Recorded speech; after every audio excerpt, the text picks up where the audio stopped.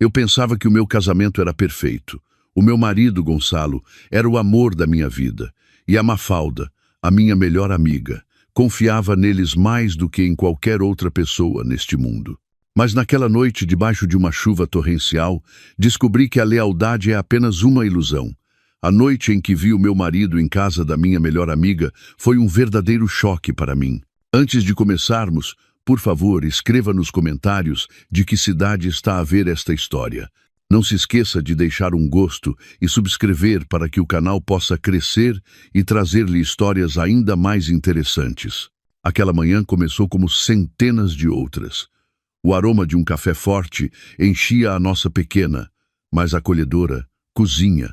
Eu, Beatriz, barrava manteiga de amendoim em pão integral, enquanto meu marido, Gonçalo, lia as notícias no telemóvel à mesa. Querido, hoje tens a apresentação para o novo cliente. Espero que corra tudo bem, disse eu, pousando o prato à frente dele. Gonçalo levantou a cabeça e sorriu, um sorriso que sempre conseguia derreter o meu coração. Ele era um homem carismático. Na sua empresa financeira, era conhecido como uma estrela em ascensão, bonito, com uma lábia incrível, e em casa, um marido atencioso e fiável, em quem eu confiava cegamente. Claro que vai correr bem, Bia. Só precisas de me desejar sorte. É um projeto enorme. Se conseguirmos, poderemos juntar rapidamente o dinheiro para o apartamento dos nossos sonhos, respondeu ele. Os seus olhos brilhavam. O apartamento dos sonhos. Sim, esse era o nosso objetivo nos últimos 3 anos. Ambos trabalhávamos arduamente. Eu, como designer gráfica autônoma, e o Gonçalo, como gestor financeiro. Poupávamos cada euro, sonhando com um pequeno apartamento com uma varanda, onde pudéssemos cultivar girassóis. Ontem à noite, enviei ao cliente a concessão revista. Parece que gostaram. À tarde, quero encontrar-me com a Mafalda para procurar novas ideias, disse eu. Gonçalo acenou. Manda um beijo à Mafalda. Como é que ela está?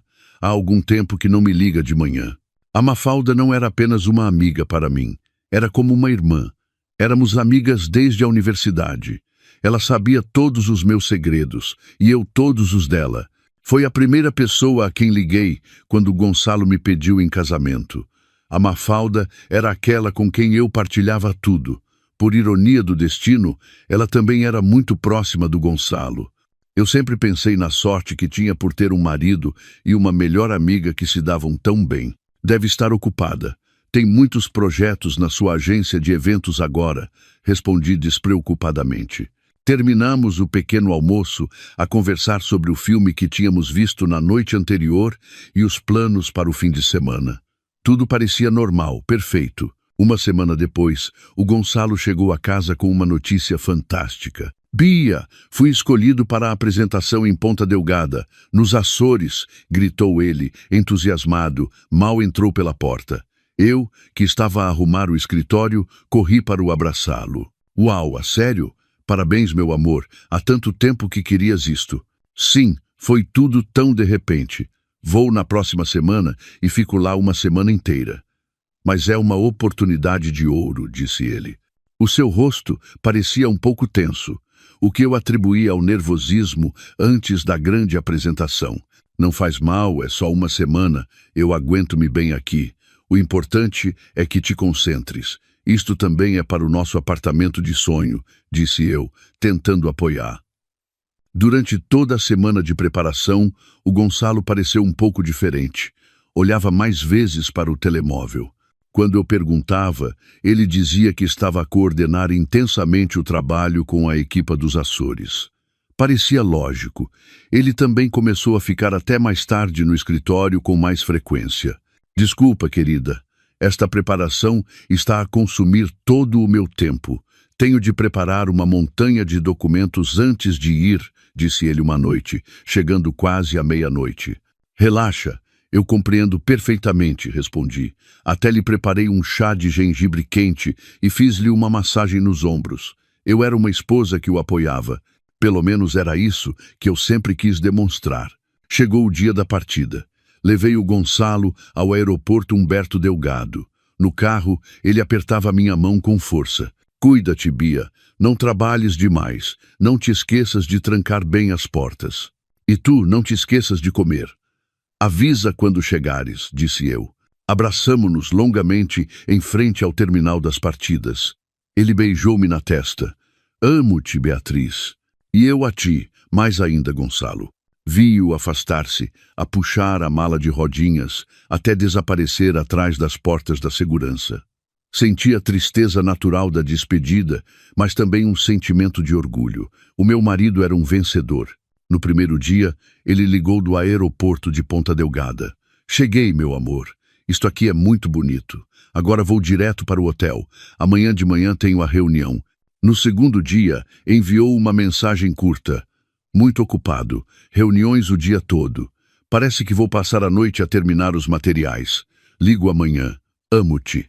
Respondi. Está bem. Boa sorte. Também te amo. Eu estava ocupada com o meu trabalho. Liguei várias vezes a Mafalda, mas ela também parecia muito atarefada. Bia, estou a dar em louca. Este cliente é simplesmente insuportável. Estou num estresse, disse ela ao telefone. Tem paciência, tem paciência. Talvez possamos encontrar-nos para tomar um café. Oh, agora não. Os prazos estão a apertar. Vamos quando o Gonçalo voltar, vamos a algum sítio os três. Está bem. Boa sorte. O terceiro dia. Foi o dia em que tudo mudou. De manhã, a minha irmã mais velha ligou-me de Santarém, a cidade onde a nossa mãe vivia. Bia, a mãe está com febre alta desde a noite passada, está a delirar. Podes vir? Estou em pânico. Sem pensar duas vezes, agarrei nas chaves do carro. Sim, Ana, já estou a caminho. A viagem até casa da minha mãe demorou pouco mais de 1 hora. Fui preocupada o caminho todo, tentando ligar ao Gonçalo, mas o telemóvel dele estava desligado. Deve estar numa reunião importante, pensei. Enviei-lhe uma mensagem. Meu amor, fui para a casa da mãe. Ela adoeceu. Dou notícias mais tarde. O teu telemóvel não atende. Ao chegar à casa da mãe, vi que ela tinha mesmo febre alta. Mas depois de lhe dar um antipirético e fazer-lhe uma compressa, ela sentiu-se melhor. Parecia ser apenas uma gripe forte. Cuidei dela o dia todo.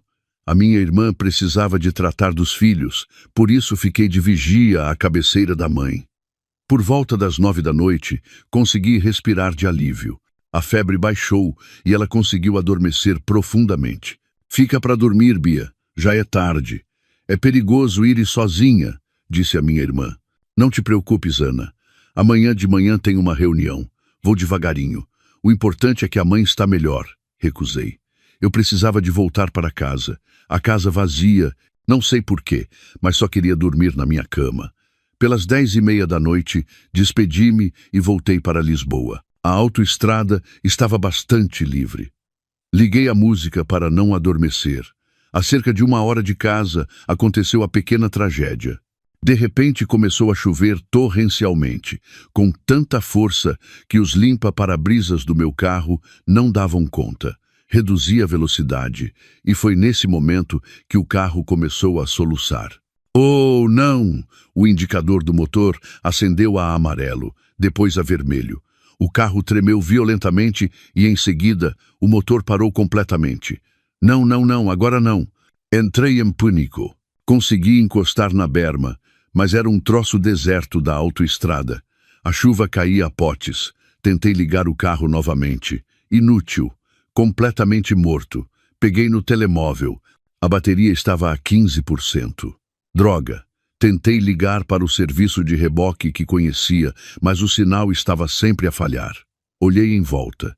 Escuridão, apenas os carros que passavam ocasionalmente.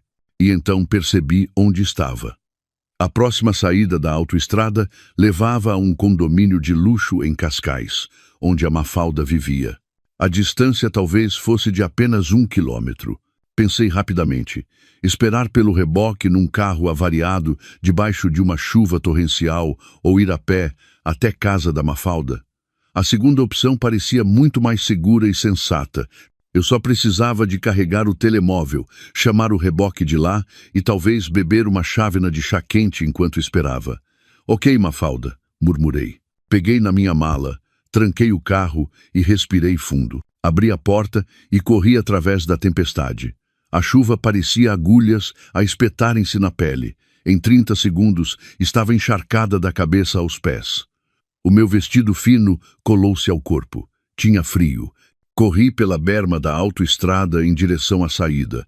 Felizmente, na entrada do condomínio havia um posto de segurança. Expliquei a situação e eles deixaram-me passar. O condomínio da Mafalda estava completamente deserto.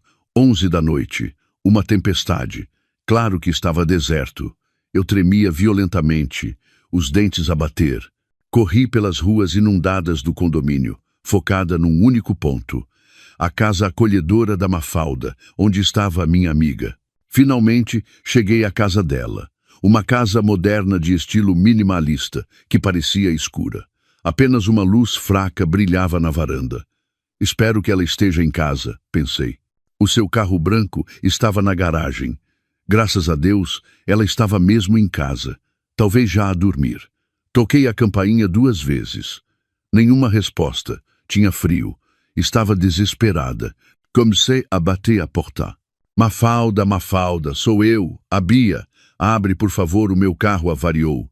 Gritei com todas as minhas forças, tentando sobrepor-me ao barulho da chuva. Por um momento, fez-se silêncio. Depois ouvi passos lá dentro. Lentamente, muito lentamente, ouvi a chave a rodar na fechadura. Clique. A porta entreabriu-se uns 30 centímetros. Na fresta escura, não consegui distinguir quem a abriu, mas não me importei. Só queria entrar e aquecer-me. Mafalda, meu Deus, obrigada. Empurrei a porta para abrir mais e entrei da rua chuvosa para o chão seco. E nesse momento, congelei. À minha frente, na penumbra da sala de estar da casa da Mafalda, estava um homem. Não tinha camisa, apenas umas calças de pijama de algodão aos quadrados. Calças que eu conhecia tão bem, calças que eu lhe tinha comprado há 3 meses. O seu cabelo estava despenteado, os olhos arregalados de choque, um choque igual ao meu. O mundo pareceu parar. O barulho da chuva lá fora desapareceu de repente. Eu só ouvia o meu próprio coração, que primeiro parou e depois começou a bater tão forte que doía. Gonçalo. A minha voz soou como um sussurro abafado. Era o meu marido, Gonçalo, que deveria estar a milhares de quilômetros de distância, nos Açores, a preparar-se para uma apresentação importante. Ele estava ali, em casa da minha melhor amiga, às 11 da noite, sem camisa. O meu cérebro não conseguia processar aquilo. Isto é algum erro. Deve ser um sonho, um pesadelo, por causa do cansaço e do frio. Bia. A sua voz estava rouca, em pânico.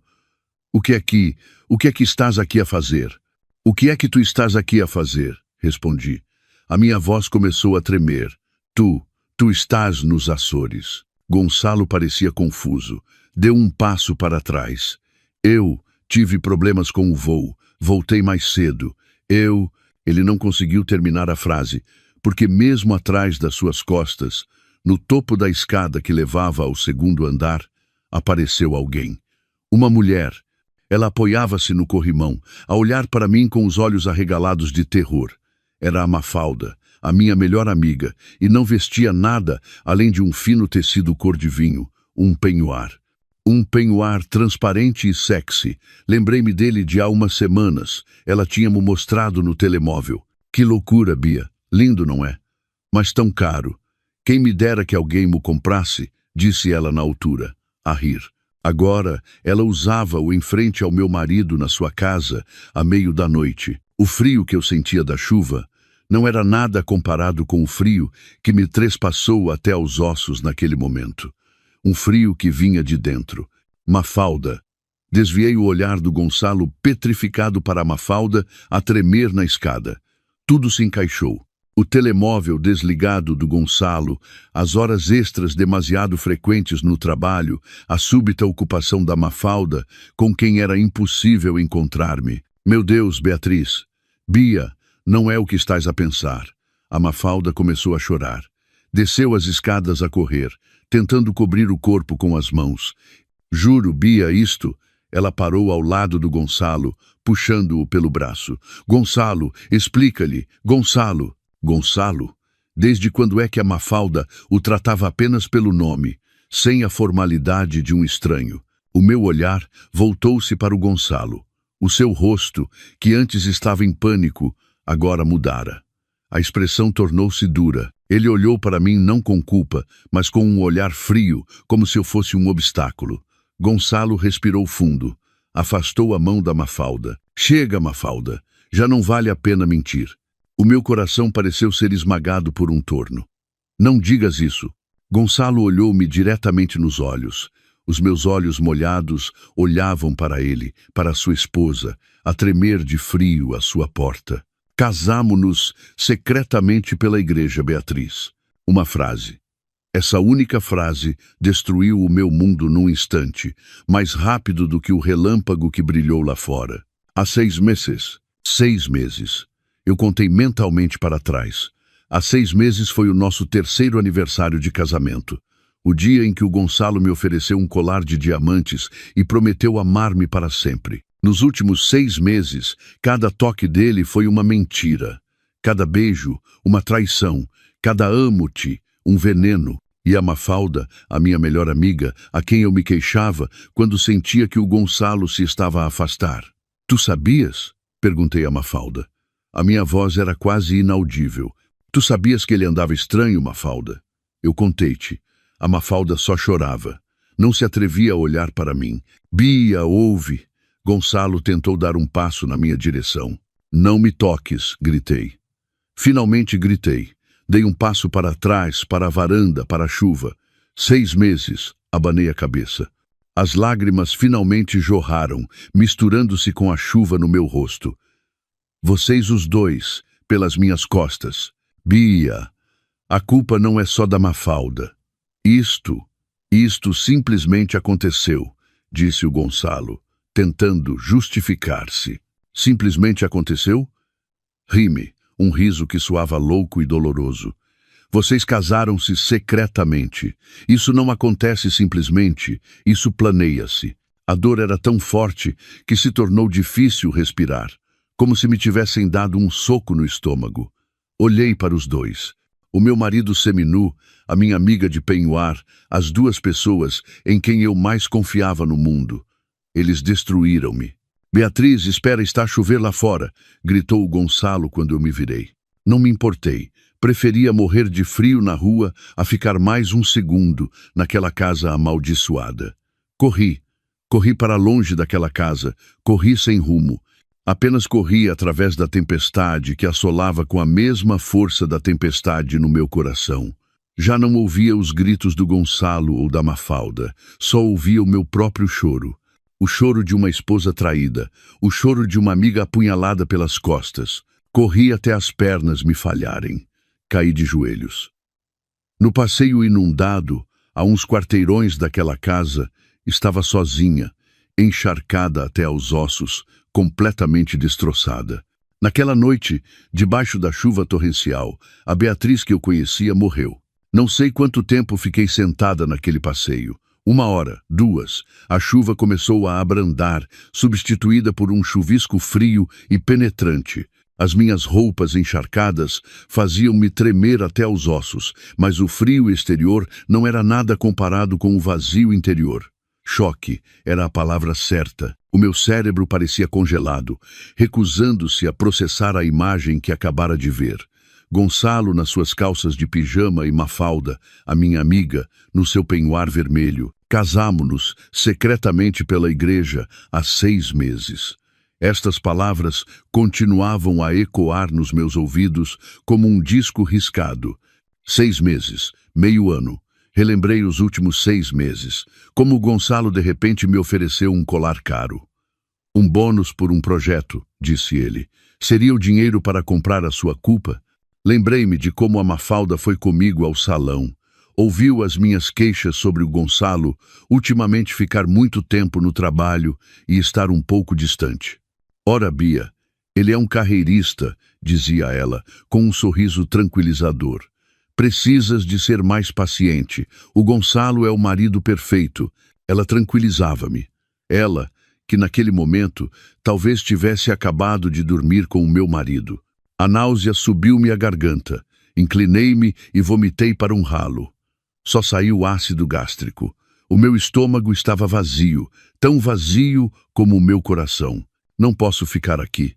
Tenho de ir. Mas para onde? Não podia voltar para casa. Aquela casa agora parecia o local de um crime. Uma casa cheia de mentiras. Cada canto me lembraria dele. Não podia ir para a casa da minha mãe. Não queria que ela me visse assim, destroçada. Ela tinha acabado de estar doente. E então lembrei-me do meu carro. O meu carro ainda estava avariado na berma da autoestrada. Reunindo as últimas forças, obriguei as minhas pernas trêmulas a levantarem-se.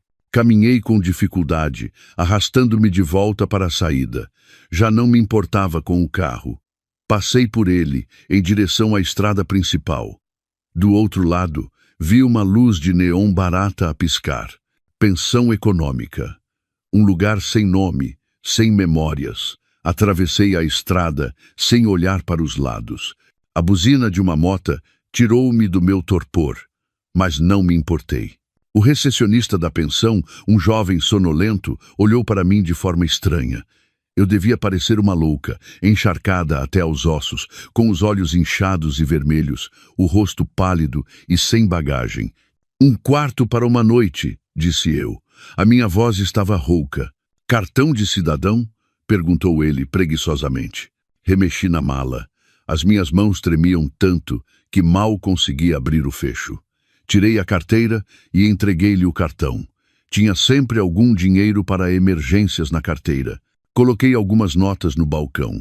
O rapaz pegou no dinheiro e no meu cartão, fez uma fotocópia e deu-me a chave do quarto 207 no segundo andar. "Só não faça barulho." Peguei na chave, sem dizer nada. Quarto 207. Cheirava a umidade e a cigarros. A tinta nas paredes estava a descascar em alguns sítios, mas não me importei. Tinha uma porta e uma fechadura. Entrei, tranquei a porta, fechei o ferrolho, encostei as costas à porta e deslizei até ao chão. E ali, naquele quarto de hotel sujo e barato, finalmente permiti-me desmoronar. Chorei com lágrimas silenciosas. Uivei. Bati no peito, que me ardia de dor. Uma dor tão física, tão real, como se alguém estivesse a arrancar o meu coração do peito com as mãos nuas. Cada inspiração era uma tortura. Por quê? O que é que eu fiz de mal? Revi todas as minhas memórias. Fui uma boa esposa. Trabalhei. Cuidei da casa. Apoiei a carreira dele. Nunca exigi muito. Só queria ser amada. Por que é que tinha de ser a Mafalda? A minha própria amiga, a pessoa que conhecia todas as minhas fraquezas. As imagens dos dois surgiam na minha cabeça. Gonçalo a beijá-la. Gonçalo a abraçá-la, na nossa cama. Gritei para a almofada fina da cama. Gritei até a garganta me doer. O meu telemóvel na mala vibrou. Ignorei-o. A vibração não parava. De novo e de novo. Reunindo as últimas forças, peguei no telemóvel. O ecrã estava rachado. Devo ter-lo deixado cair enquanto corria. A bateria estava a 2%, mas o ecrã estava cheio de notificações. 20 chamadas não atendidas do Gonçalo. 15 chamadas não atendidas da Mafalda e dezenas de mensagens do Gonçalo. "Bia, onde estás? Não sejas louca. Vamos conversar." Da Mafalda. "Isto é tudo um erro. Posso explicar. Volta já", do Gonçalo. "Bia, por favor, é um mal-entendido. Posso explicar tudo. Atende o telemóvel", do Gonçalo. "Bia, estou em pânico. Onde estás? Está a chover. Estou à tua procura." "Mal-entendido", sussurrei para o ecrã do telemóvel. "Explicar o quê? Como meu marido foi parar a casa da minha melhor amiga às 11 da noite? Explicar o penhoar que a Mafalda usava? Explicar a confissão do casamento secreto?" Eles pensavam que eu era parva. Pensavam que eu ia chorar um bocado e depois perdoar, e que poderíamos continuar a viver como antes. A raiva, como uma pequena chama que de repente foi regada com gasolina, explodiu dentro de mim. Uma raiva fria e densa. A tristeza ainda lá estava, mas agora envolta numa fúria incrível. Eles não me traíram apenas, eles planearam-no. Mentiram-me todos os dias durante 6 meses. Riram-se nas minhas costas. O meu telemóvel vibrou novamente. No ecrã apareceu o nome Gonçalo. Antes que pudesse pensar, o meu dedo pressionou o botão para desligar. O ecrã apagou-se. Silêncio. Apenas o ar-condicionado barulhento. Levantei-me. Fui à casa de banho. Olhei para o espelho embaciado. A mulher no espelho era patética. Olhos inchados, rímel esborratado pelas bochechas, cabelo colado ao rosto. Aquela não era eu. Liguei o chuveiro. Água quente. Tão quente quanto conseguia aguentar. Fiquei debaixo do chuveiro, ainda com as roupas molhadas. Esfreguei a pele com todas as minhas forças, como se pudesse lavar os toques do Gonçalo, lavar os abraços falsos da Mafalda. Tirei as roupas molhadas e atirei-as para um canto. Continuei a esfregar-me até a pele ficar vermelha e dorida. Depois de algum tempo, desliguei a água. Olhei novamente para o espelho. O vapor começou a dissipar-se. Os meus olhos ainda estavam vermelhos, mas o olhar era diferente. O sentimento de destruição foi substituído por algo mais duro, mais afiado. Eles tiraram-me tudo, sussurrei para o meu reflexo. Eles tiraram-me o meu casamento, a minha amiga, o meu dinheiro e a minha dignidade. Sequei-me com uma toalha fina, com o logótipo do hotel. Eu vou tirar-lhes mais. Não serei a vítima. Não vou deixá-lo safar-se tão facilmente. Naquela noite, dormi na cama, que cheirava a umidade. Não sonhei com nada. Acordei na manhã seguinte, com a luz do sol a entrar pelas cortinas mal fechadas. Já era dia. O meu corpo estava rígido e dorido. Por um momento, não percebi onde estava, e depois tudo voltou. Os acontecimentos da noite anterior atingiram-me como um comboio de mercadorias.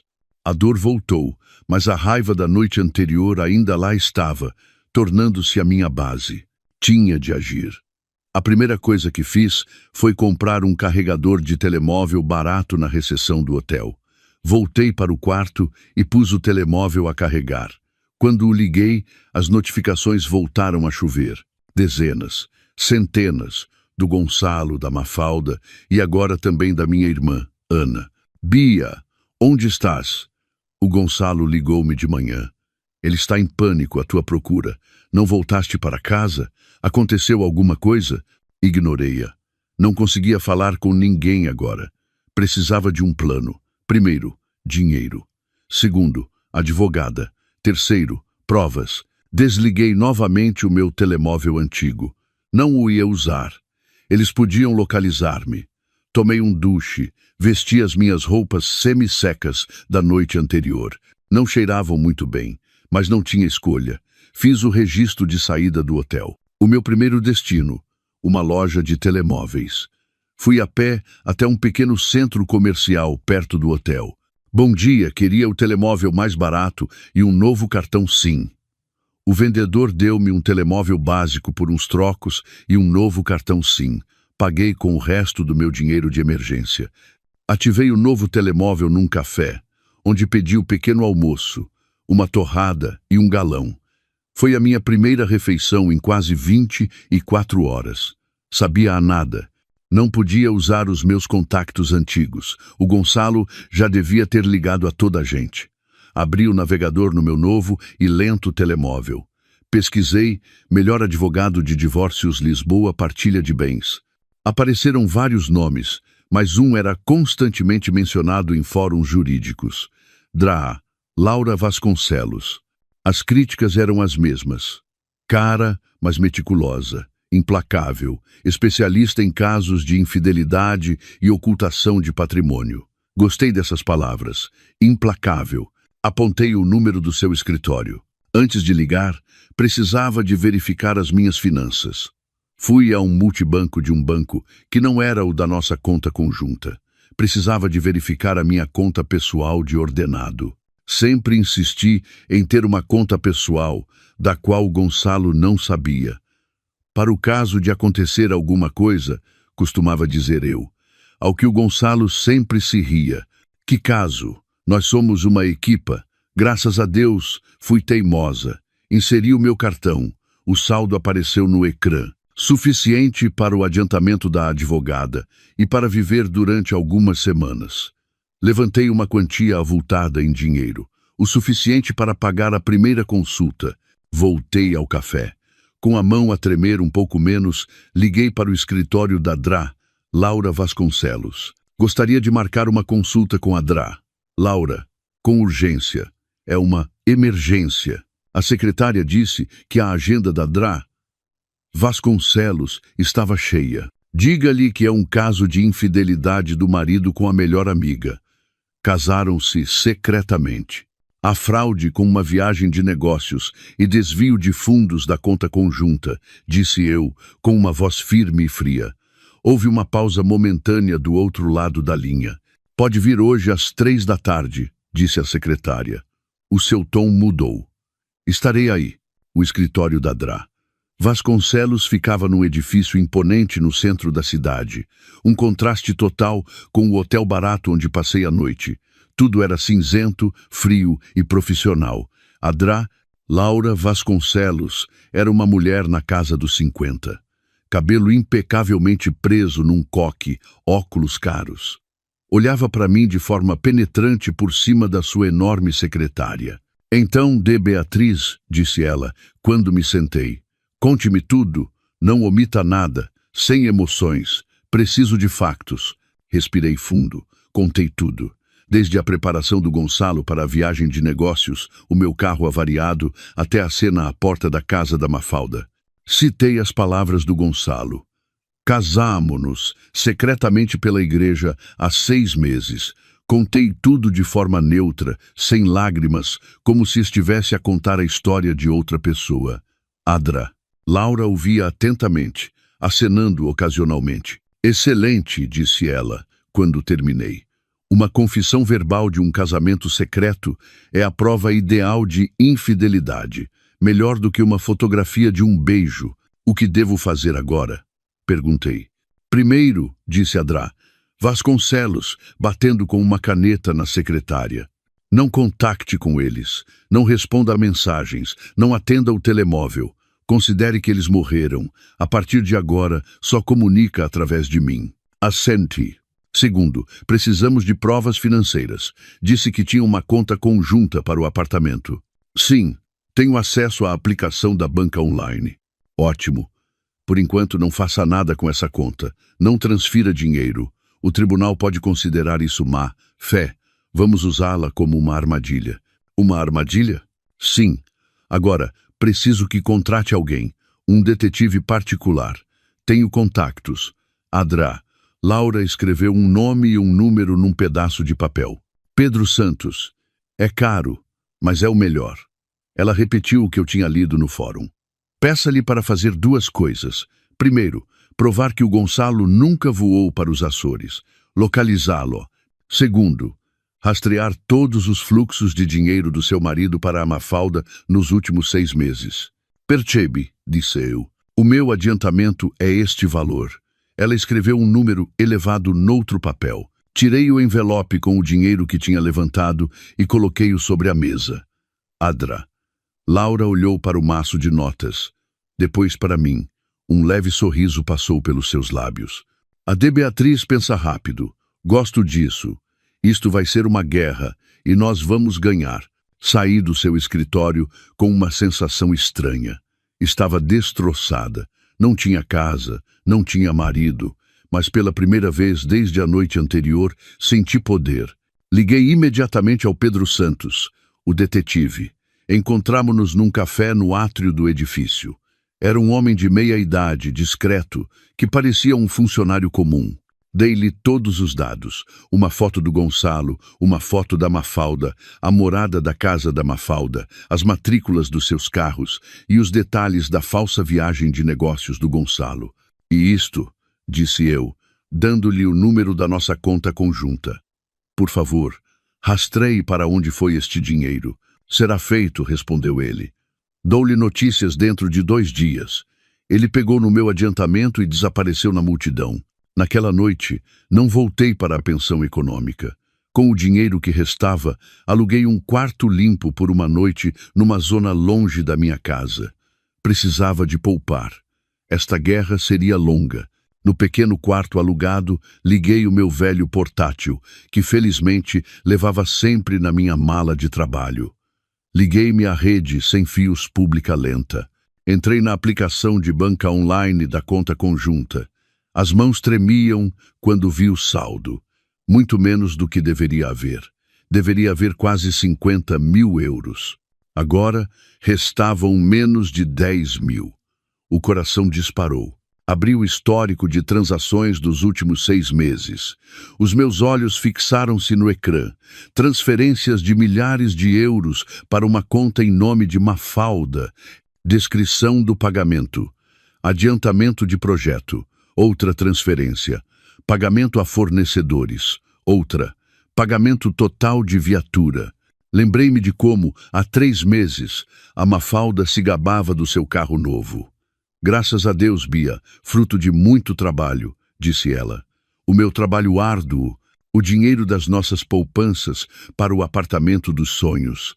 Depois, havia transferências mensais regulares para uma conta desconhecida. Talvez estivessem a pagar por algo. Depois, compras de artigos de luxo, uma carteira de conceituado designer que vi na Mafalda, joias e o mais doloroso, um levantamento de uma grande quantia em dinheiro mesmo no dia antes da partida do Gonçalo para os Açores. Ele esvaziou a nossa conta para se divertir com a sua nova esposa, enquanto eu, em casa, rezava pelo seu sucesso nos Açores. Um sentimento de repugnância encheu-me. Não era apenas infidelidade, era roubo. Era uma conspiração planeada para me roubar. 2 dias depois, o Pedro Santos ligou para o meu novo telemóvel. Boa tarde, de Beatriz.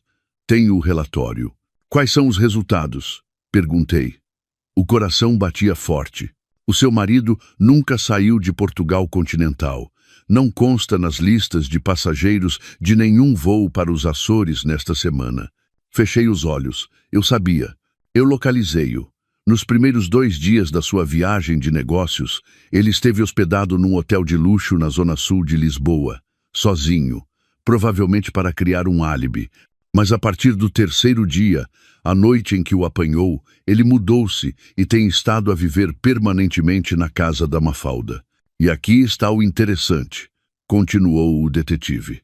A hipoteca do apartamento de luxo em nome da Mafalda, que, segundo me disse, ela alugava para o escritório, foi liquidada há 3 meses num único pagamento. A origem dos fundos, uma conta pessoal em nome do Gonçalo. Ele não usou apenas o nosso dinheiro comum, mas também o seu dinheiro pessoal para a Mafalda. E mais uma coisa, a voz do Pedro Santos soou hesitante. O quê?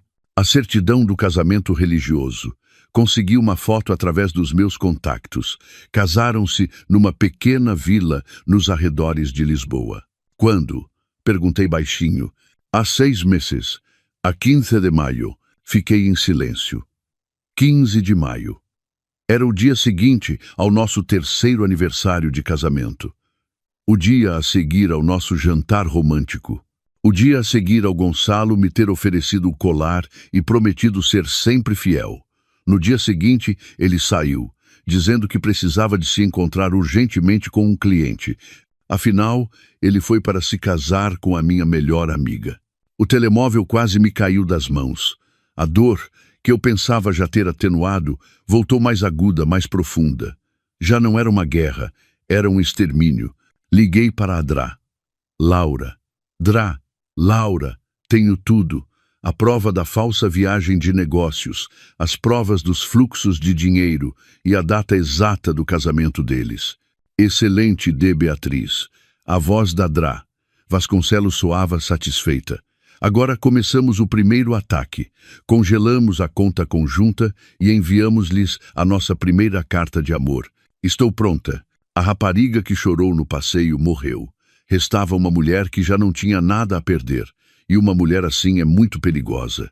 Depois da chamada do Pedro Santos, não consegui ficar quieta. 15 de maio, no dia seguinte ao nosso aniversário. Ele celebrou comigo e no dia seguinte foi e uniu-se à minha amiga. A dor, que ontem eu julgava atenuada, estava apenas adormecida. Agora acordou, ainda mais selvagem e sedenta de vingança. Liguei imediatamente para a Drá. Laura, do meu novo telemóvel. Drá, Laura, disse eu com voz firme, escondendo a tempestade interior. Acabei de receber a confirmação. Eles casaram-se a 15 de maio, no dia seguinte ao nosso aniversário. Do outro lado, houve um momento de silêncio. A Drá Vasconcelos, normalmente tão austera, pareceu suspirar.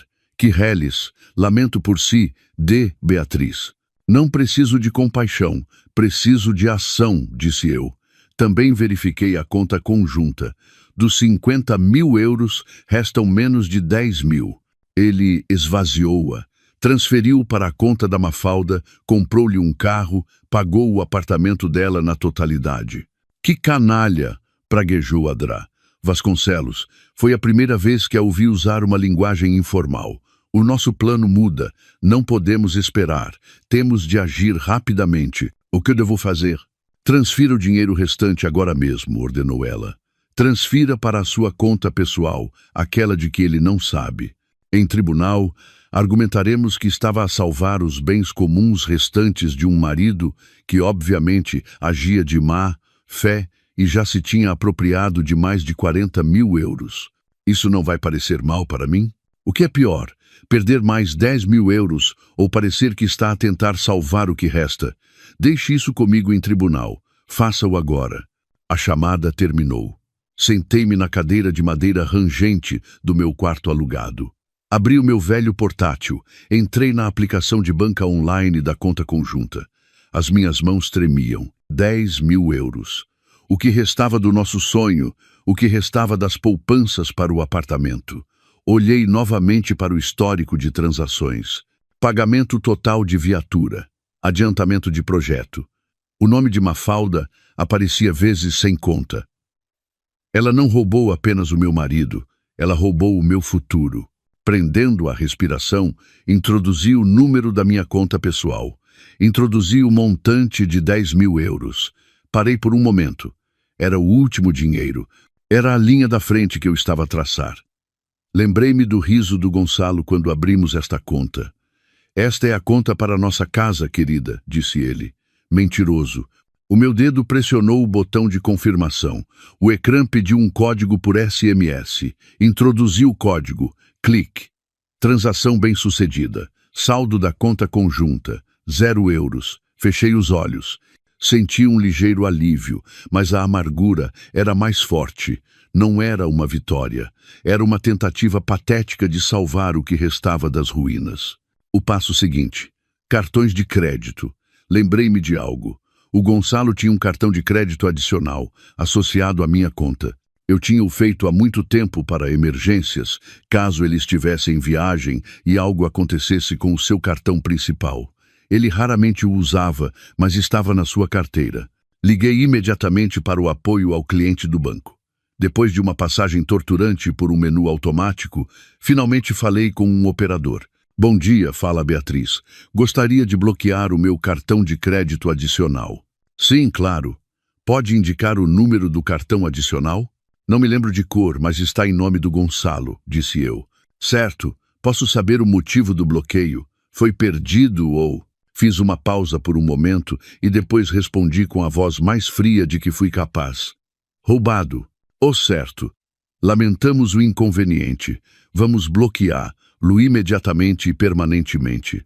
O cartão em nome do Gonçalo está desativado a partir deste segundo. Posso ajudar em mais alguma coisa? Sim. Também tenho uma conta conjunta no vosso banco. Os cartões de crédito associados a essa conta estão em nome do Gonçalo e da Beatriz. Bloqueie o cartão em nome do Gonçalo também, imediatamente. Sim, claro. Tudo processado. Obrigado. Desliguei. A primeira e a segunda torneiras de dinheiro foram fechadas. Fiquei sentada em silêncio. O que viria a seguir? Eles deviam estar a divertir-se com o dinheiro que restava dos mais de 40.000 euros. Mas essa quantia, com o estilo de vida luxuoso da Mafalda e do Gonçalo, que agora não estava a trabalhar porque mentiu sobre a viagem de negócios, acabaria rapidamente. Eles iriam perceber isso mais cedo ou mais tarde. Decidi mudar-me daquele quarto alugado por noite. Precisava de algo mais estável, mesmo que barato. Passei o resto do dia a procurar na internet. Encontrei uma pequena casa anexa, nos fundos da propriedade de uma senhora idosa, numa rua estreita, longe das zonas que eu costumava frequentar. O preço era baixo. Contactei-a imediatamente e combinei mudar-me no dia seguinte. Precisava de poupar o dinheiro restante na minha conta pessoal. Naquela noite, tentei trabalhar. Abri os meus ficheiros de concessão, mas a minha mente estava vazia. Apenas olhava para o ecrã. O meu novo telemóvel vibrou. Uma mensagem de um número desconhecido. Bia, é a Ana. Meu Deus, onde te meteste? O Gonçalo acabou de me ligar outra vez, a chorar. O meu coração disparou. Ele disse que a vossa conta conjunta foi invadida. Todo o dinheiro desapareceu. Ele está em pânico, Bia. Ele acha que foste raptada ou assaltada. Pediu o teu novo número. Sinceramente, tive pena dele, por isso dei-lhe. Desculpa, mana. Por favor, resolvam as coisas pacificamente. Fala com ele. O meu sangue ferveu. Invadida. Ele atreveu-se a dizer invadida, atreveu-se a ligar a minha irmã, a chorar e a fazer o papel de marido preocupado. A Ana, eu sabia que ela não sabia de nada, mas o sentimento de traição por parte da minha própria família, mesmo que não intencional, acrescentou mais dor. Antes que pudesse responder a minha irmã, o meu telemóvel tocou alto, um número desconhecido. Eu sabia que era ele. Fiquei a olhar para o ecrã. A chamada tocou 2, 3 vezes. Deixei que parasse. Imediatamente, tocou de novo, mais insistentemente. Desta vez, respirei fundo, pressionei o botão verde, liguei o altifalante. Não disse nada. Bia, Bia. Era a voz dele, mas não a voz do Gonçalo que eu conhecia, não a suave e carismática. Era uma voz em pânico, áspera e cheia de raiva. Bia, és tu? Sim, onde raio é que tu estás? Continuei em silêncio. Bia, responde-me, o que é que tu fizeste? O dinheiro da conta conjunta desapareceu, está a zeros. Foste tu que o tiraste? Sim, falei finalmente. A minha própria voz soou-me estranha, calma, fria e morta. Não desapareceu, Gonçalo. Foi salvaguardado. Do outro lado, ouviu-se um suspiro abafado. Salvaguardado? O que queres dizer com salvaguardado? Não tens o direito. É o nosso dinheiro comum. Devolve-o. O nosso dinheiro? Rime baixinho, um riso sem qualquer piada. O nosso dinheiro são os 10.000 euros que restavam, e quanto aos outros 40.000, também eram o nosso dinheiro. Silêncio total. Ele estava em choque. Não esperava que eu soubesse. O que queres dizer? A sua voz mudou. Havia notas claras de nervosismo. Estou a perguntar, Gonçalo.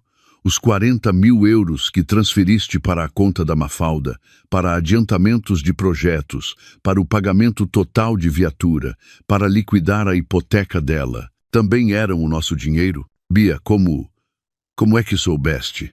Eu sei tudo, interrompi. Sei da tua falsa viagem de negócios aos Açores.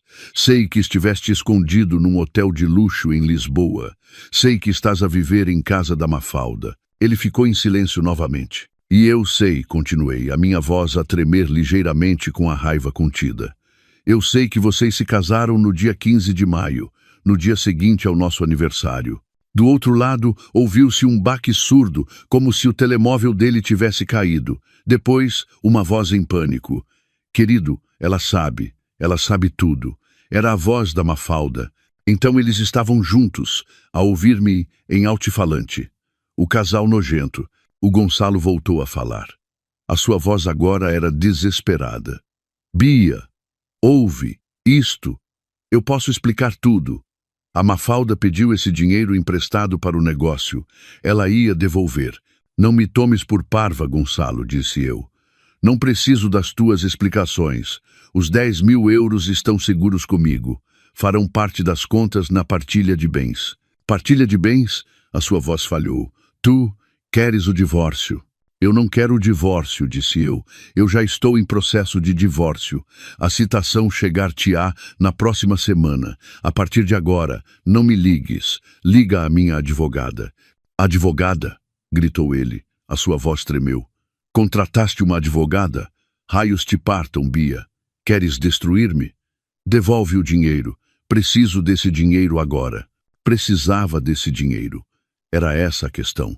O dinheiro dele tinha acabado. Aqueles 40 mil euros provavelmente já tinham sido gastos no seu estilo de vida luxuoso. Aproveita o resto da tua vida, Gonçalo. Clique. Desliguei. Bloqueei o número dele. Alguns segundos depois, chegou uma mensagem de outro número. Certamente o da Mafalda.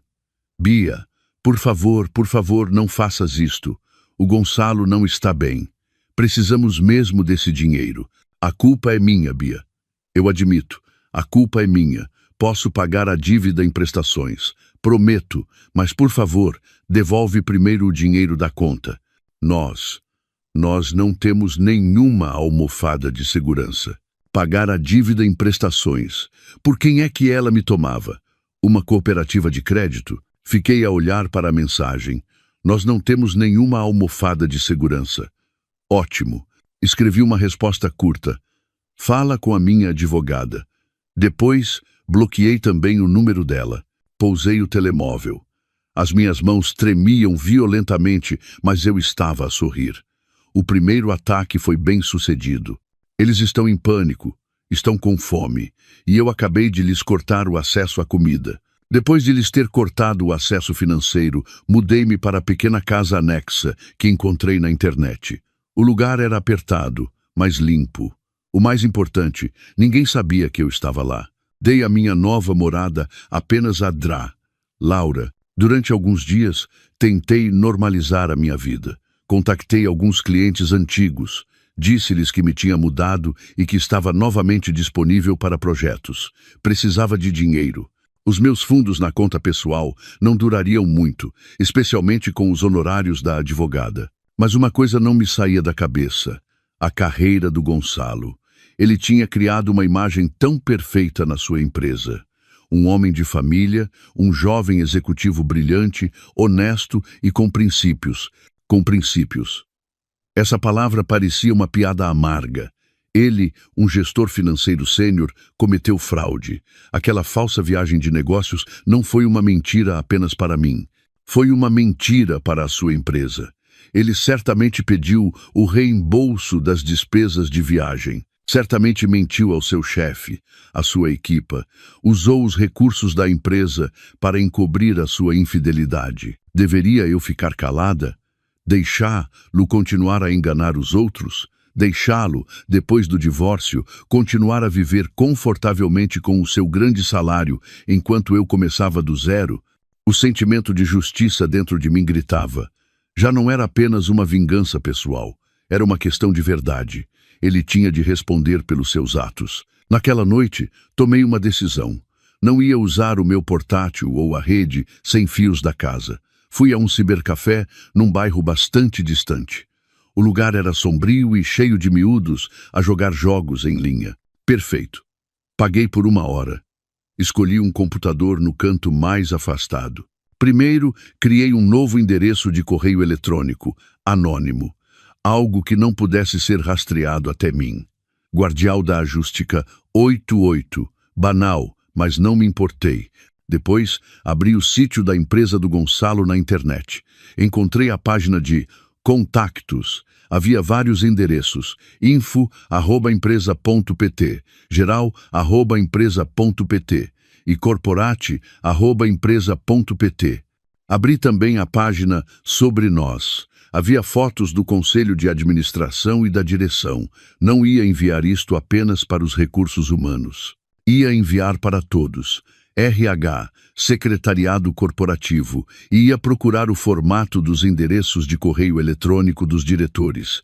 Normalmente, o formato é o mesmo. Nome.apelido, @empresa.pt. Preparei o rascunho do correio eletrônico. Assunto: informação urgente. suspeita de grave violação do Código de Ética e fraude por parte do gestor financeiro sênior, Gonçalo, apelido do Gonçalo. Escrevi num tom formal e profissional. Texto do correio eletrônico. Esmos. Senhores do Conselho de Administração, Direção e Departamento de Recursos Humanos da nome da empresa, com os melhores cumprimentos, nós para soar como um grupo. Somos uma parte preocupada com a reputação da nome da empresa. Gostaríamos de relatar uma alegada violação grave do Código de Ética e potencial fraude cometida por um dos vossos gestores seniores, Gonçalo apelido. Fraude com viagem de negócios. O senhor apelido solicitou e obteve autorização para uma viagem de serviço a Ponta Delgada, nos Açores, de data de início a data de fim. Esta viagem foi fictícia. Os dados foram falsificados. A referida pessoa nunca saiu de Lisboa e arredores. Na realidade, durante este período, ele encontrava-se em Lisboa por motivos pessoais e extremamente antiéticos. Violação dos princípios de honestidade. Para um gestor sênior na área financeira, a falsificação de uma viagem de serviço constitui uma forma de fraude contra a empresa, o que mina a imagem e os princípios que a nome da empresa sempre defendeu. Como prova inicial, anexamos um relatório de uma investigação independente. Foi assim que chamei o relatório do Pedro Santos, confirmando a ausência do nome de Gonçalo, apelido, nas listas de passageiros dos voos para os Açores nas datas indicadas. Fotos de câmaras de vigilância fornecidas pelo detetive que mostram Gonçalo, apelido, a fazer o registro de entrada num hotel de luxo em Lisboa no dia em que deveria estar nos Açores. Prova do casamento religioso secreto, realizado na data que se tornou o motivo para a fraude da viagem de negócios, de modo a ocultar a sua ausência. Esperamos que a empresa leve esta comunicação a sério e conduza uma investigação interna. A honestidade de um funcionário financeiro é a base da empresa. Reli o correio eletrônico várias vezes. Claro, factual e mortífero. Anexei os ficheiros preparados pelo Pedro Santos, o relatório em PDF com as listas de passageiros, as fotografias das câmaras de vigilância com círculos vermelhos e datas, e a foto desfocada, mas legível, da sua certidão de casamento. O meu dedo tremia sobre o botão enviar. Era o ponto de não retorno. Bloquear as suas contas era uma coisa. Era uma guerra entre marido e mulher. Mas isto era uma execução. Eu ia matar a sua carreira, a sua fonte de rendimento, a sua reputação. O homem com quem eu um dia escolhi passar o resto da minha vida. Lembrei-me novamente das minhas lágrimas no quarto de hotel barato. Lembrei-me da sua expressão fria quando disse: casamo-nos secretamente pela igreja. Lembrei-me dos meus 40.000 euros desaparecidos. Cliquei em enviar. O correio eletrônico foi enviado. Imediatamente apaguei o rascunho, limpei o histórico do navegador, apaguei o correio eletrônico dos enviados e terminei a sessão. Desliguei o computador, paguei pela internet e saí para a rua. O ar noturno estava frio, mas eu sentia-me calma. Um peso saíra dos meus ombros. Fiz o que tinha de ser feito. O resto, que o universo decidisse. Os 3 dias seguintes foram os mais tensos da minha vida. Forcei-me a trabalhar. Terminei 2 projetos de concessão de logótipos para clientes. Cozinhava massa instantânea na minha pequena casa. Tentava viver uma vida normal, mas de poucas em poucas horas ia à biblioteca pública mais próxima, um lugar diferente do cibercafé, para usar a rede sem fios gratuita e verificar o meu correio eletrônico anônimo. Não havia respostas. Claro, eles não iriam responder a um correio eletrônico anônimo. Comecei a preocupar-me. E se o meu correio eletrônico tivesse ido para a caixa de spam? E se não o tivessem levado a sério? Verifiquei o perfil do Gonçalo no LinkedIn. Ele ainda lá estava. Senior Finance Manager. Comecei a desesperar. E então, no 4º dia, o meu novo telemóvel tocou. Um número desconhecido. Fiquei em alerta. Não era o Gonçalo, nem a Mafalda. Os números deles estavam bloqueados. Tu, atendi com cautela. Tu, Bia, é a Beatriz? Reconheci a voz. Diogo, um dos colegas do Gonçalo. Eu e a esposa dele tínhamos jantado uma vez em nossa casa. Diogo, meu Deus. Olá, como estás? Que chamada inesperada. Imediatamente entrei no modo não sei de nada. Bia, meu Deus, onde estás? Está tudo bem contigo? A voz do Diogo era baixa e preocupada. Estou bem, estou fora da cidade agora.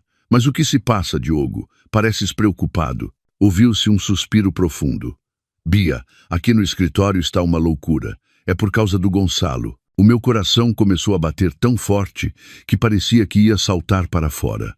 Era isto. O Gonçalo? O que se passa com o Gonçalo? Ele está bem? Fiz o papel da esposa que devia estar preocupada. Essa é que é a questão, Bia. O Gonçalo, ele foi suspenso. O quê? Suspenso? Fingi estar chocada. Como assim? Ele teve algum problema no trabalho? Ele ia ser promovido. Exatamente.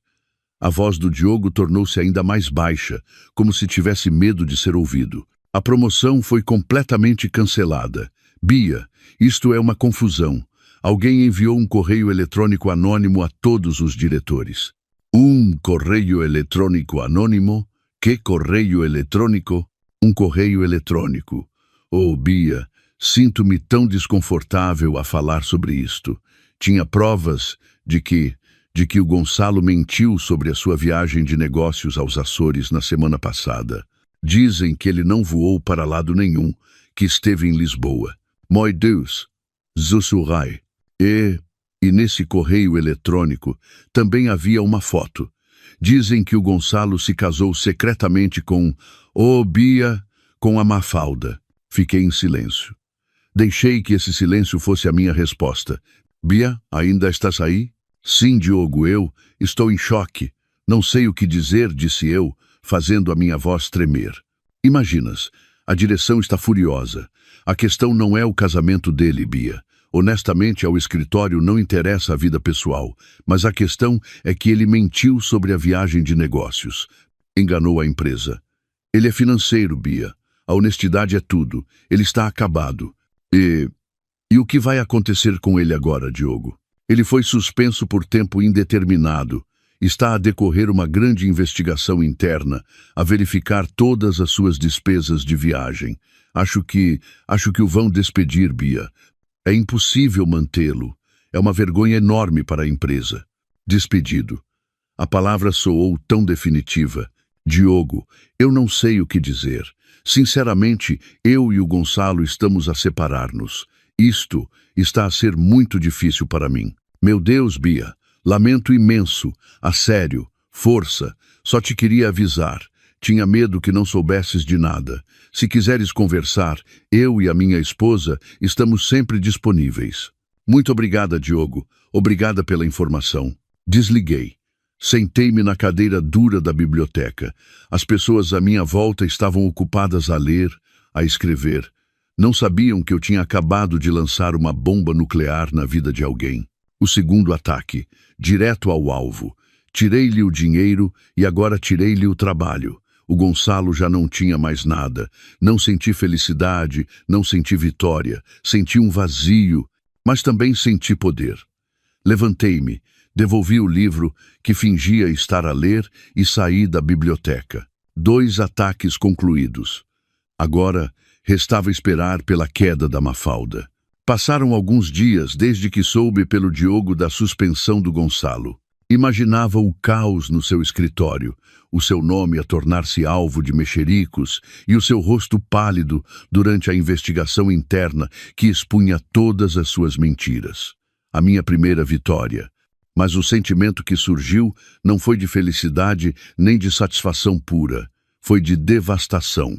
Eu destruí a carreira do homem que um dia amei, o homem que um dia prometeu envelhecer comigo. Destruir o que um dia construímos juntos. Mesmo que ele tenha traído, ainda deixa cicatrizes. Sentei-me no chão frio da minha nova casa, a beber café solúvel que sabia a lixo. A minha raiva contra o Gonçalo começou a diminuir, substituída por cansaço. Ele perdeu, ele era passado. Mas havia outra pessoa, a Mafalda.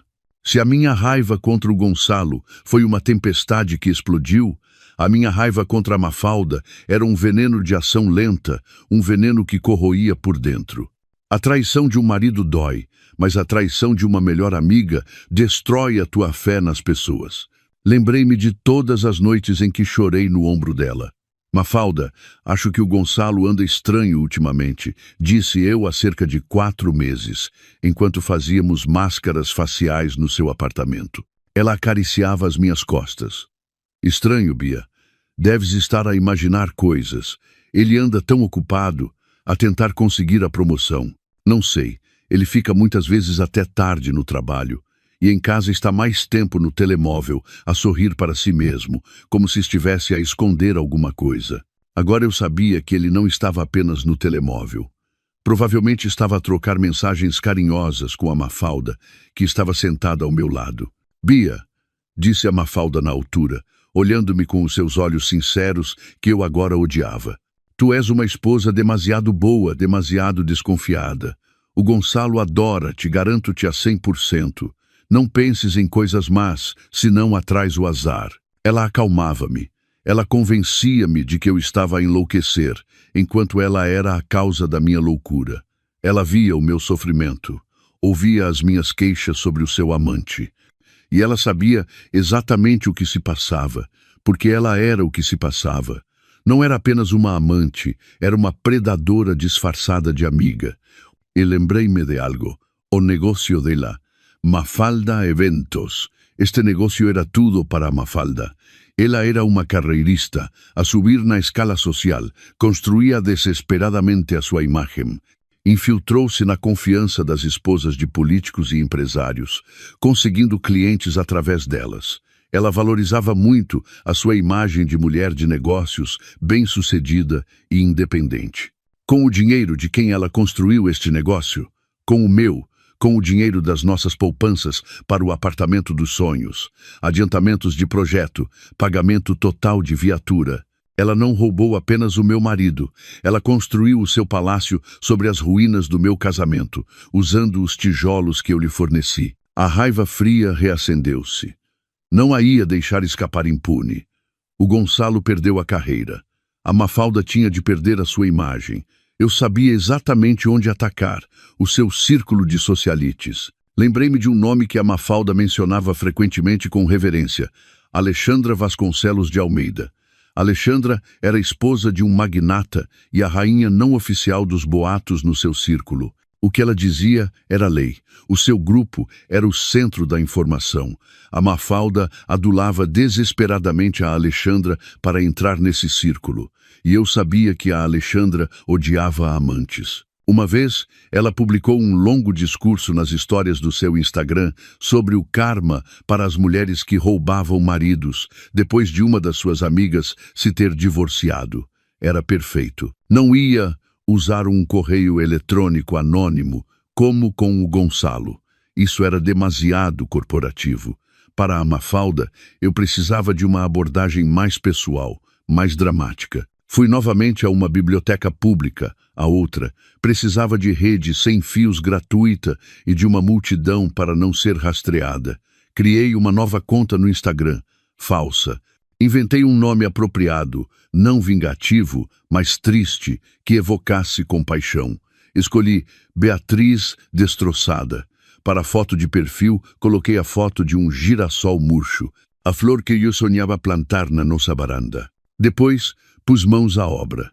Carreguei uma foto, apenas uma. Era uma colagem. À esquerda, uma foto do meu casamento com o Gonçalo. Nós, a sorrirmos felizes. A Mafalda ao meu lado, como dama de honor, a abraçar-me com força. À direita, a foto da sua certidão de casamento, que recebi do Pedro Santos. Os rostos do Gonçalo e da Mafalda a sorrirem para a câmara. Eles seguravam o documento. E embaixo adicionei outra prova, uma captura de ecrã da minha banca online, uma transferência de 25.000 euros para a conta da Mafalda, com a descrição pagamento total de viatura. Censurei apenas parte do número da minha conta. O nome da Mafalda era claramente visível. Depois, escrevi a legenda. Escrevi com o coração. Escrevi como se fosse uma mulher destroçada, a precisar de ajuda. A todos os meus amigos, talvez me conheçam como a Bia, esposa do Gonçalo e amiga da Mafalda, proprietária da Mafalda Eventos. Nos últimos 6 meses, vivi uma mentira. O meu marido, que supostamente voou em trabalho para os Açores, na verdade nunca saiu daqui. Escondeu-se em Lisboa para se casar secretamente com a minha melhor amiga. Enquanto eu cuidava da minha mãe doente, eles divertiam-se. Quando os apanhei, confessaram que se tinham casado. Este casamento aconteceu no dia seguinte ao meu aniversário de casamento. Mas o que dói ainda mais é que eles construíram a sua nova vida com o meu dinheiro, com o dinheiro das nossas poupanças para o apartamento dos sonhos. O dinheiro que eu ganhei com o meu suor. Usaram-no para comprar um carro novo para a Mafalda, para pagar a hipoteca dela. Aqui está a prova. A minha amiga, a proprietária da Mafalda Eventos, que sempre pareceu independente e bem-sucedida, acabou por ser uma ladra. Ela não roubou apenas o meu marido, mas também o meu dinheiro. Não sei o que fazer. Estou destroçada. Só quero justiça. Por favor, não deixem que outras raparigas se tornem vítimas. Reli a legenda. Perfeita, triste, mas cheia de factos mortíferos. Último passo. Encontrei a conta da Alexandra Vasconcelos de Almeida no Instagram. A sua conta era pública. Tinha dezenas de milhares de seguidores. Encontrei também as contas de outras esposas de figuras importantes que conhecia das histórias da Mafalda. Encontrei as contas de todos os membros do seu círculo social. E claro, encontrei a conta profissional da Mafalda Eventos. Depois, cliquei em publicar. Depois de a foto ser carregada, fiz mais uma coisa. Fui aos comentários da última publicação da Alexandra. Uma foto dela a segurar uma carteira nova. Escrevi um comentário da minha conta falsa. Alexandra, ajude-me, por favor. Sou vítima de uma amante, a minha própria amiga. Ela pertence ao vosso círculo social. Por favor, veja a minha publicação. Preciso de justiça. Fiz o mesmo nas contas de 2 ou 3 outras socialites. Depois, terminei a sessão, desliguei o computador e fui para casa. Não verifiquei a conta durante 24 horas, de propósito. Deixei o fogo alastrar por si só. Tentei trabalhar. Forcei-me a concentrar na revisão de uma concessão, mas o meu coração batia descontroladamente. No dia seguinte, voltei à biblioteca. Entrei na minha conta falsa do Instagram. Os meus olhos arregalaram-se. As notificações tinham simplesmente explodido. Centenas. A publicação tinha milhares de gostos. Centenas de partilhas. Os meus comentários estavam cheios de mensagens. É aquela Mafalda Eventos que organiza casamentos de luxo. Que loucura! Parecia tão decente. Pois, as amantes de hoje em dia não têm mesmo cérebro, com a melhor amiga. Eu sou cliente dela. Tenho meu casamento na próxima semana. Meu Deus, cancelar, o que faço? Que crueldade! Roubou o marido e ainda roubou o dinheiro. É mesmo pobre, ou quê? E então vi o que procurava. A Alexandra Vasconcelos de Almeida tinha comentado a minha publicação. Meu Deus, conheço esta rapariga. Não esperava. Um ato tão vil. Roubar o marido da melhor amiga e ainda por cima roubá-la é imperdoável. Beatriz, desejo-lhe paciência. O karma existe. O comentário da Alexandra era o selo de aprovação. Depois, vi as suas histórias. Ela fez uma captura de ecrã da minha publicação e escreveu por cima, em letras maiúsculas vermelhas: lição para todas as mulheres. Nunca confiem em cobras de 2 caras que fingem ser amigas. Eu, pessoalmente, coloco esta pessoa e o seu negócio na lista negra. Repugnante. O incêndio alastrou-se. Verifiquei a conta, Mafalda Eventos. Tinha desaparecido. Ela desativou-a. Tarde demais. As capturas de ecrã já se tinham espalhado por todo o lado. Sorri um sorriso frio. Naquela noite, o meu telemóvel antigo, que eu guardava e ligava apenas ocasionalmente para verificar mensagens de família por rede sem fios, vibrou. Uma mensagem de WhatsApp da Sofia, a esposa do Diogo, o colega do Gonçalo. Bia, meu Deus, Beatriz, onde estás? Está tudo bem contigo? Acabei de saber de toda a história. Não consigo acreditar. A Mafalda... Estou bem, Sofia. A recuperar, respondi secamente. Bia, isto é uma loucura. No grupo de conversação das esposas do trabalho e no meu grupo de socialites, estou no mesmo grupo da Alexandra, está um alvoroço. Aquela publicação no Instagram. Foi mesmo tua? É verdade, respondi. Meu Deus, Bia. A Mafalda está completamente arrasada.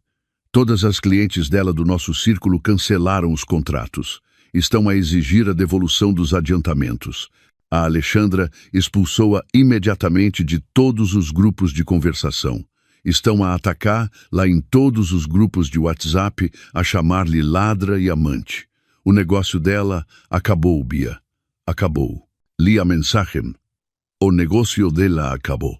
Desliguei o meu telemóvel antigo. Terceiro ataque. Bem-sucedido. O Gonçalo não tem trabalho. A Mafalda não tem negócio nem reputação. Nenhum dos dois tem nada. Tem apenas um ao outro e um monte de dívidas. Pergunto-me quanto tempo o seu amor secreto vai durar sem dinheiro e estatuto social. Fui até a janela da minha casa. Lá fora, a lua cheia brilhava. Não senti vitória. Não senti felicidade. Senti que a justiça tinha sido feita. A justiça finalmente chegou. E agora estava pronta para os enfrentar cara a cara. Eu sabia que mais cedo ou mais tarde eles iriam encontrar-me. A minha nova vida na pequena casa anexa começou a entrar no seu próprio ritmo. Acordava, fazia café e sentava-me imediatamente a trabalhar no portátil. Aceitava projetos de concessão como autônoma.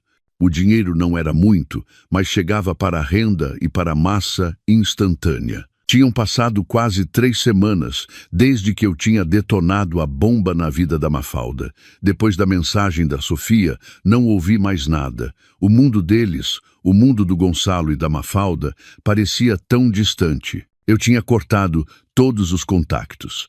No meu novo telemóvel, tinha apenas os números da Drá, Laura, de alguns clientes e da senhoria. A raiva, que antes ardia como fogo, transformou-se agora em cinzas frias. Já não sentia aquela dor lancinante cada vez que me lembrava deles. Havia apenas um cansaço profundo e um desejo de acabar com tudo isto o mais depressa possível. Estava concentrada a rever um logótipo quando o meu novo telemóvel tocou. O número da minha irmã, Ana. O meu coração deu um pequeno salto. Era estranho. A Ana não tinha o meu novo número. Eu só o tinha dado a Drá, Laura. Hesitei por um momento, mas depois atendi a chamada. Tu? Ana? Bia, meu Deus, finalmente consegui falar contigo. A voz da Ana estava em pânico e zangada. O que se passa, Ana? O que se passa? Interrompeu ela. Onde é que tu andas? Sei que mudaste de número.